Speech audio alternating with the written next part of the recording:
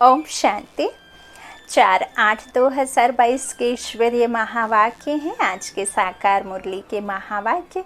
बाबा ने कहा, मीठे बच्चे, तुम्हें बाप समान रूप बसंत बनना है। ज्ञान योग को धारण कर फिर आसामी देख कर दान करना है। प्रश्न है मुरली का, कौन सी रस्म द्वापर से चली आती है लेकिन संगम पर बाप उस रस्म को बंद करवा देते हैं। बहुत ही प्यारा क्वेश्चन और बहुत ही प्यारा सा आंसर है। उत्तर में बाबा ने कहा, द्वापर से पांव पड़ने की रस्म चली आती है। बाबा कहते हैं, यहाँ तुम्हें किसी को भी पांव पड़ने की दरकार नहीं है। मैं तो अभोक्ता, अकर्ता, असोचता हूँ। हाथ है नहीं जो नमस्ते करें, पैर है नहीं जो पैर छुओ, और हार है नहीं, गला है नहीं जिससे हार पहनाने की।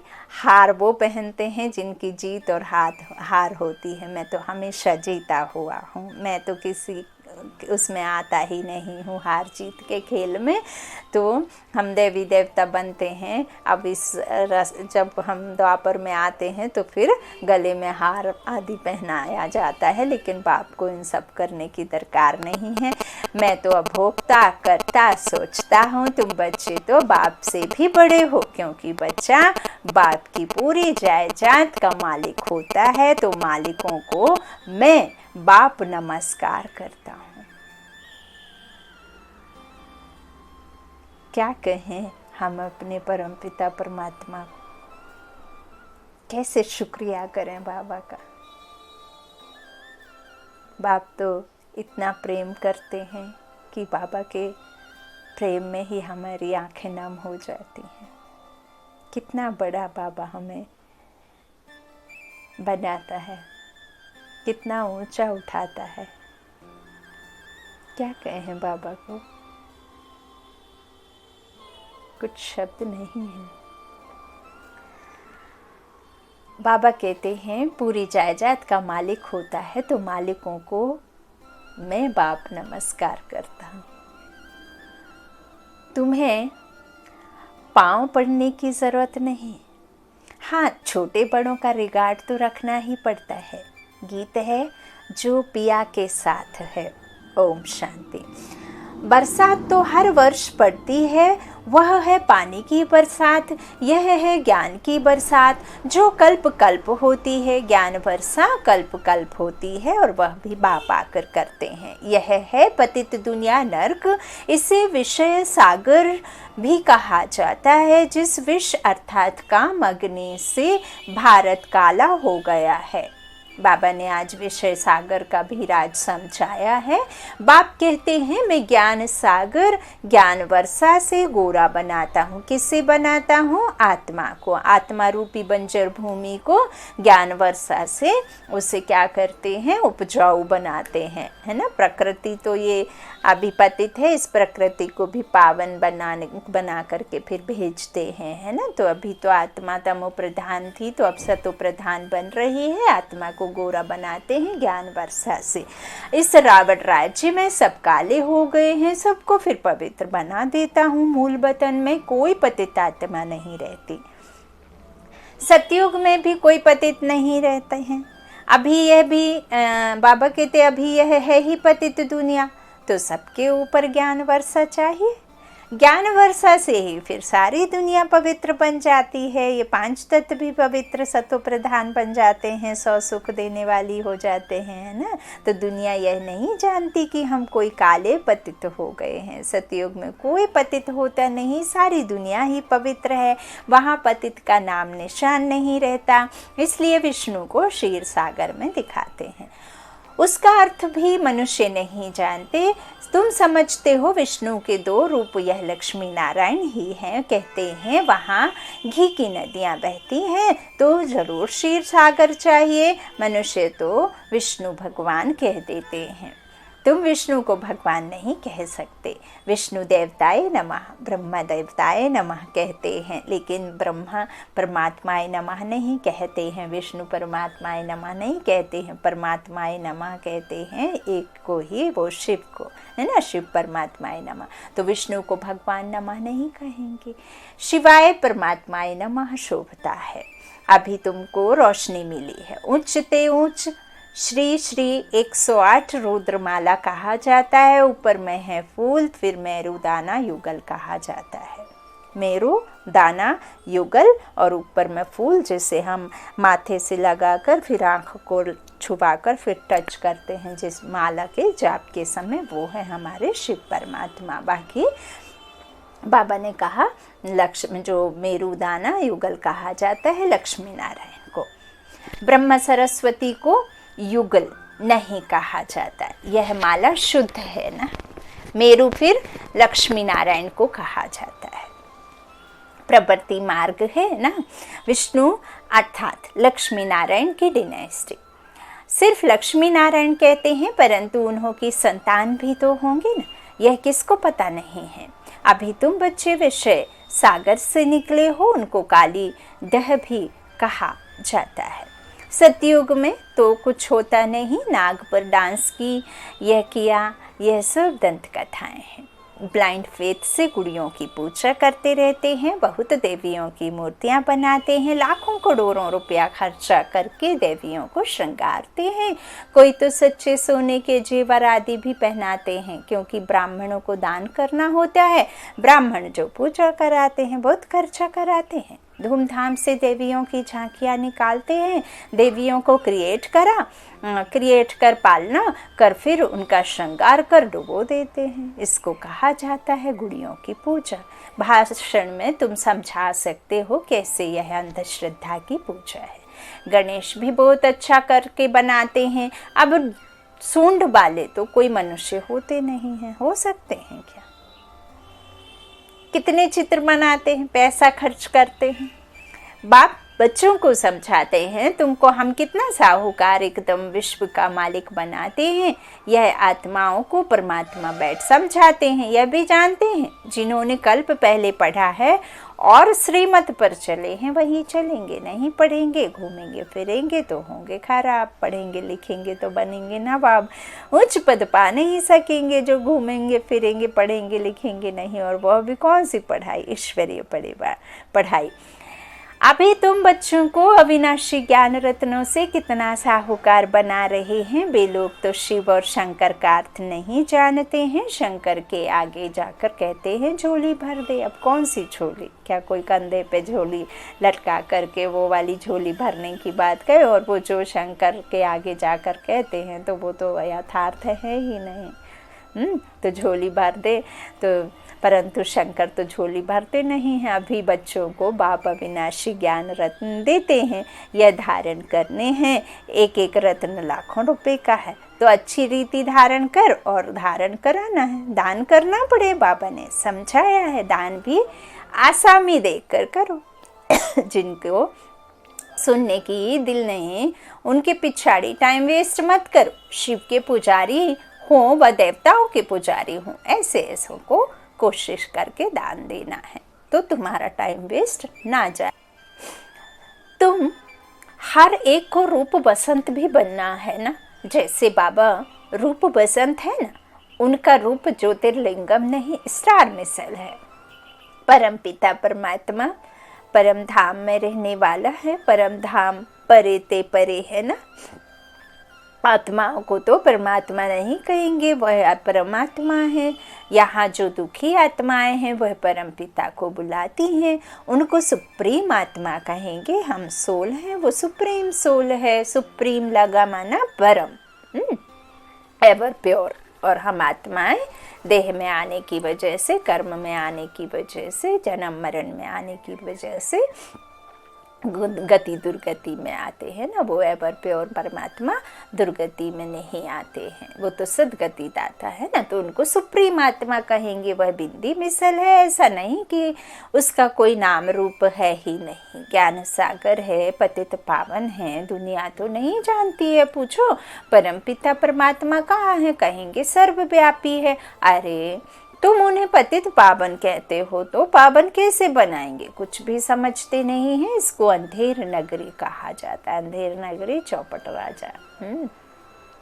तुमको तो बाबा ने हर बात से छुड़ा दिया है। बाबा भोगता, करता और असोचता है, कभी भी पांव पर गिरने नहीं देते हैं। बाबा ने कहा, मीठे बच्चे तुम मेरे चरणों की धूल नहीं हो, तुम तो मस्तक मणि हो। तुम मेरे बच्चे मुझसे भी ऊंच पद प्राप्त करते हो, तो तुम तो मस्तक मणि हो। तुम्हें मेरे चरणों की धूल की आवश्यकता नहीं है, तुम्हारा तो है ही सब कुछ, है ना। तो पांव पर गिरने नहीं देते हैं, परंतु द्वापर से यह रस्म चली आई है, छोटे बड़े का रिगार्ड रखते हैं। वास्तव में बच्चा वारिस बनता है बाप की प्रॉपर्टी का। बाप कहते हैं यह मालिक है ना, हम तो नौकर हैं ऐसे कह देते हैं। हमारी जायदाद के मालिक को नमस्ते करते हैं। मालिक बाबा कहते भल मालिक बाप है, परंतु सच्चा मालिक तो बच्चा बन गया सारी प्रॉपर्टी का। वाह बाबा वाह, वाह ड्रामा वाह। तो तुमको ऐसा थोड़े ही कहेंगे पाँव पड़ो, यह करो, नहीं। बच्चे मिलने आते हैं तो भी बाबा कहते हैं शिव बाबा को याद करके मिलने आना। आत्मा कहती है हम शिव बाबा की गोद लेता हूँ। मनुष्य इन बातों में मूंझते हैं। शिव बाबा इस ब्रह्मा द्वारा बच्चों को अडॉप्ट करते हैं, तो यह माँ हो गई ना ब्रह्मा। तुम समझते हो हम माँ बाप से मिलने आए हैं, याद शिव बाबा को करना है, तो यह फर्स्ट माँ हो गई। बरसा तुमको शिव बाबा से मिलता है, यह भी उनकी याद में रहना है। बाप तो जो समझाते हैं उसको धारण करना है, रूप बसंत बनना है। योग में रहेंगे, ज्ञान धारण करेंगे और कराएंगे तो मेरे समान रूप बसंत बन जाएंगे। फिर मेरे साथ चल पड़ेंगे। अभी तुम्हारी बुद्धि में ज्ञान है, फिर जब स्वर्ग में आएंगे तो ज्ञान पूरा हो जाएगा, फिर प्रारब्ध शुरू हो जाएगी, फिर नॉलेज का पार्ट पूरा हो जाएगा। यह है बड़ी गुप्त बातें, कोई मुश्किल समझते हैं। बुढ़ियों को भी बाप समझाते हैं कि एक को ही याद करो, दूसरा ना कोई। तो बाप के पास जाकर फिर कृष्णपुरी में चली जाएंगी। यह है कंसपुरी। ऐसे नहीं कि कृष्णपुरी में कंस भी था, यह सब दंत कथाएं हैं। कोई अकासुर बकासुर नहीं। हमारे आसुरी अवगुण ही अकासुर बकासुर, शूर्पणखा, काम विकार ही सब कुछ है ना। तो ये जो जहर आदि पिलाने की बात है, यह सब तो सतयुगी राज्य में था नहीं। प्रिंस जो सतो प्रधान अवस्था में, बाल्यावस्था में कृष्ण थे, उनको कौन भला जहर आदि पिला सकते। वहाँ कोई जहर पीने की तो पिलाने की बात ही नहीं, कोई कंस आदि की बात नहीं। तो वहाँ तो 16 कला संपूर्ण में कहाँ, ये सब दंत कथाएं हैं। कृष्ण की माँ को 8 बच्चे दिखाते हैं, यह तो ग्लानि हो गई। कृष्ण को टोकरी में डाल जमुना पार ले गए, फिर जमुना नीचे चली गई। वहाँ तो यह बातें होती नहीं। अभी तुम बच्चों को रोशनी मिली है। बाप कहते हैं आगे जो कुछ सुना है वह भूल जाओ। बाप कहते हैं इन यज्ञ तप आदि करने से मेरे से कोई मिल नहीं सकते। आत्मा तमो प्रधान बनने से उनके पंख टूट जाते हैं, संस्कारों रूपी पंख। अभी इस सारी दुनिया को आग लगनी है, होलिका बनाते हैं तो आग में कोकी पकाते हैं। यह बात है आत्मा और शरीर की। या योग अग्नि में तप कर शरीर क्या हो जाता है, आत्मा पावन बन जाती है ना। तो फिर पुराना शरीर बाद में छूट जाता है। शरीर तो जलता नहीं है, वो तो छूट जाएगा जब आपकी आत्मा सतो प्रधान बन जाएगी, कर्मातीत बन जाएगी। फिर ये तन भी आपको बिल्कुल एकदम पुण्य तन है ना, एकदम पतित नहीं, पावन तन मिलता है, लेकिन वाया शांति धाम। ऐसा नहीं कि डायरेक्ट आप आ जाएंगे वापस यहाँ, है ना, जा कर के आएंगे। तो बाबा कहते हैं आत्मा और शरीर की जो बात है वो सबके शरीर जल जाते हैं, बाकी आत्मा अमर बन जाती है, अमरपुरी के मालिक। तो अभी तुम बच्चे समझ सकते हो, सतयुग में फिर यह सब जो है आत्मा ही आत्मा समझकर पाठ बचाती है ना, तो यह सब बाबा कहते हैं तुम बच्चे समझ सकते हो। सतयुग में इतने मनुष्य, इतने धर्म होते नहीं, सिर्फ एक ही आदि सनातन देवी देवता धर्म है। भारत ही सबसे बड़े ते बड़ा तीर्थ स्थान है। काशी में बुद्ध जाकर बैठते हैं, समझते हैं अभी बस काशी वास करेंगे, जहाँ शिव है वहाँ ही हम शरीर छोड़ेंगे। बहुत साधु लोग जाकर वहाँ बैठते हैं, सारा दिन यही गीत गाते रहते हैं, जय विश्वनाथ गंगा। अब शिव के द्वारा पानी की गंगा तो निकल नहीं सकती। शिव के दर पर मरना पसंद करते हैं। अभी तो तुम प्रैक्टिकल में दर पर हो, फिर भी मन कहीं और, तन के खोने से डर और धन तो छुपा हुआ है। तो अभी तो प्रैक्टिकल में दर पर हो, सम्मुख हो बाप के साथ प्रैक्टिकल में संबंध भी है। बाप और बच्चे का कहाँ भी हो, परंतु शिव बाबा को याद करते रहो। जानते हो शिव बाबा हमारा बाप है, हम उनको याद करते करते उनके पास चले जाएंगे, है ना। तो बाप धारा पर है ना, तो शिव बाबा पर इतना लव होना चाहिए ना। उनको कोई अपना बाप नहीं, टीचर नहीं, और सबको है ही। उनके ऊपर कोई डायरेक्टर क्रिएटर नहीं, हम सबके ऊपर डायरेक्टर क्रिएटर हैं। हम क्योंकि रचना है ना, रचता के ऊपर कैसे कोई और रचता हो सकता है। तो ब्रह्मा विष्णु शंकर का भी रचयिता वह बाप ही है ना। रचना और रचना को भल फिर कोई भी हो, वर्षा मिल नहीं सकता। रचना से रचना को कैसे वर्षा मिलेगा? वर्षा हमेशा बच्चों को बाप से मिलता है। तुम बच्चे जानते हो हम ज्ञान सागर बाप के पास आए हैं, बाप अभी ज्ञान की वर्षा बरसाते हैं, तुम अभी पावन बन रहे हो। बाकी तो सब अपना अपना हिसाब चुकतू कर अपने धाम में चले जाएंगे। मूल वतन में आत्माओं का झाड़ है, यहाँ भी साकारी झाड़ है, वहाँ है रुद्रमाला, यहाँ है विष्णु की माला। फिर छोटी छोटी विरादरियाँ निकलती आती हैं, विरादरियाँ निकलते निकलते झाड़ बड़ा हो जाता है। अभी फिर सबको वापस घर जाना है, फिर देवी देवता धर्म को राज्य करना है। अभी तुम मनुष्य से देवता विश्व का मालिक बन रहे हो, तो बहुत खुशी होनी चाहिए कि भगवान हमको पढ़ाते हैं। राजयोग और ज्ञान से राजाओं का राजा बनाते हैं, नर से नारायण, नारी से लक्ष्मी बनाते हैं। सूर्यवंशी फिर चंद्रवंशी में भी आएंगे। बाबा रोज समझाते हैं, रोशनी देते रहते हैं। तुम बादल सागर के पास आते हो भरने लिए, भरकर फिर जाकर बरसना है। भरेंगे नहीं तो राजाई पद नहीं पाएंगे, प्रजा में चले जाएंगे। कोशिश कर जितना हो सके बाप को याद करना है। यहाँ तो कोई किसको याद करते हैं। शरीर को याद करते हैं तो शारीरिक संबंध याद आएंगे, देह के संबंध याद आएंगे, खुद को निराकार समझ निराकार ही याद आएगा। तो अथाह नाम है। बाप आकर कहते हैं वंदे मातरम, दिखाते भी हैं द्रौपदी के चरण दबाए। बाबा के पास बुढ़िया आती हैं तो बाबा उन्हों को कहते हैं बच्ची थक गई हो, अब बाकी थोड़े रोज हैं, तुम घर बैठे शिव बाबा को और वर्षे को याद करो। जितना याद करेंगे उतना विक्रमाजीत बनेंगे। आप समान औरों को नहीं बनाएंगे तो प्रजा कैसे बनेगी? बहुत मेहनत करनी है। धारण कर फिर औरों को भी आप समान बनाना है। अच्छा मीठे मीठे प्यारे प्यारे बच्चों के लिए मीठे मीठे सिक्के दे बच्चों प्रति माता पिता बाप दादा का याद प्यार और गुड मॉर्निंग। रूहानी बाप की रूहानी बच्चों को नमस्ते। हम रूहानी बच्चों की रूहानी बाप दादा को याद प्यार और नमस्ते। धारणा के लिए मुख्य सार। पहला, बाबा ने कहा हर बात में अपना समय सफल करना है। दान भी आसामी पात्र देख कर करना है। बाबा ने आसामी का अर्थ बताया, पात्र देखकर दान करना है। जो सुनना नहीं चाहते हैं उनके पीछे टाइम वेस्ट नहीं करना है। बाप के और देवताओं के भक्तों को ज्ञान देना है। दूसरा, अविनाशी ज्ञान रत्नों को धारण कर साहूकार बनना है।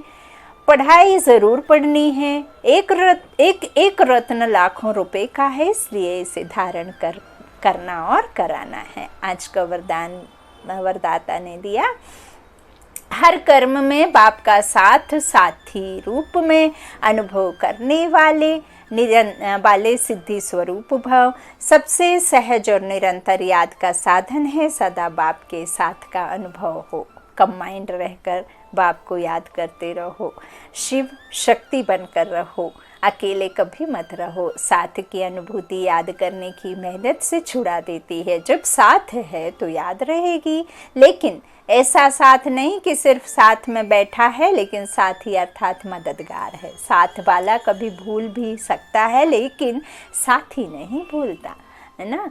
तो हर कर्म में बाप ऐसा साथी है जो मुश्किल को भी सहज करने वाला है। ऐसे साथी के साथ सदा अनुभव होता रहे तो सिद्धि स्वरूप बन जाएंगे, सब कुछ प्राप्ति होगी। आज का स्लोगन, विशेष आत्मा बनना है तो विशेषता को ही देखो और विशेषता का ही वर्णन करो। विशेष आत्मा बनना है तो विशेषता को ही देखो और विशेषता का ही वर्णन करो। बाबा ने पहले भी कहा, आज भी बाबा यही कह रहे हैं कि जिस तरह से आप धूप को तो कम कर नहीं सकते, अपने मुताबिक धूप का कम ज़्यादा नहीं, जो है वही है, लेकिन आप उस धूप को अपने अनुसार अनुभव करने के लिए, देखने के लिए धूप का चश्मा पहन लेते हैं। तो इसी तरह से किसी के भी आत्मा के, किसी के भी आत्मिक गुणों को, उनके हर एक मनुष्य आत्मा में विशेषता ज़रूर है। तो विशेषता देखो, ना कि उनकी विशेषता का ही वर्णन करो, ना कि उनके अवगुणों को, है ना। ना तो देखना है ना अवगुणों का वर्णन करना है। विशेषता का चश्मा पहन लो और विशेषता ही देखो। मातेश्वरी जी के अनमोल महावाक्य, हम जो भी कुछ इस नज़र से देखते हैं, जानते हैं अब कलयुग का अंत है और सतयुगी दैवी दुनिया की स्थापना हो रही है। हमारी नज़रों में यह कलयुगी दुनिया खत्म हुई पड़ी है ना। जो इनसे देखते हैं वो हमारा नहीं है, जो यहाँ से देखते हैं वो हमारा है। तो जैसे गीता में भगवान के महावाक्य हैं, बच्चे यह जो गुरु गोसाई आदि देखते हो यह सब मरे ही पड़े हैं। वैसे हम समझते हैं इतने सारे जो मनुष्य संप्रदाय हैं वो सब आयरन एज तक पहुंच चुके हैं। तभी परमात्मा के महावाक्य हैं, मैं इस आसुरी दुनिया का विनाश कर देवी सृष्टि की स्थापना करता हूँ। तभी हम कह सकते हैं कि सब ही मरे पड़े हैं। मरे ही पड़े हैं तो अपना इस दुनिया से कोई भी कनेक्शन नहीं है। कहते हैं पुरानी दुनिया ना जीती देखो। नई दुनिया के लिए सप्ताह कोर्स करो, क्योंकि नई दुनिया की स्थापना होगी, अर्थात जीते रहेंगे तो अपने लिए यह दुनिया है ही नहीं। भल मनुष्य समझते हैं हम अच्छे कर्म करेंगे, दान पुण्य करेंगे तो फिर से आकर इस दुनिया में भोगेंगे, लेकिन यह जो हम जान चुके हैं कि यह दुनिया अब खत्म होने वाली है, तो इस विनाशी दुनिया की प्रारब्ध ही विनाशी है, वो जन्म जन्मांतर नहीं चलेगी। अब देखो हमारी नज़र और दुनिया की नज़र में कितना फ़र्क है। अब यह निश्चय भी तब बैठता है जब यह निश्चय हो कि हमें पढ़ाने वाला कौन है। अच्छा, ओम शांति। शुक्रिया बाप दादा, शुक्रिया आप सभी भाई बहनों का, शुक्रिया। Good night.